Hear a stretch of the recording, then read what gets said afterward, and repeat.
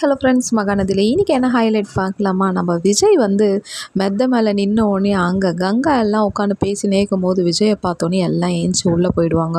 அப்போ காவேரியும் சேர்ந்து உள்ளே போகும்போது விஜயில், உன்னை பார்க்க தாண்டி நான் வந்திருக்கிறேன், என்னை பார்த்த உடனே உங்கள் அக்கா தான் போகிறாங்க, நீ ஏண்டி போகிற பைத்தியன்ட்டு அப்படியே விஜய் மனசுக்குள்ளேயே புலம்புவார்.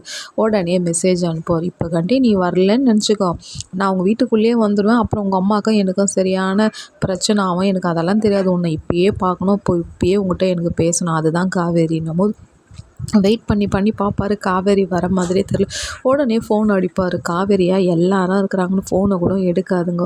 ஏன் விஜய் இப்படியெல்லாம் பண்ணுற, என் சூழ்நிலையை புரிஞ்சுக்கின்னு ஏன் இப்படி டார்ச்சர் பண்ணுறேன்ட்டு காவேரி மனசுக்குள்ளேயே புலம்புதுங்க.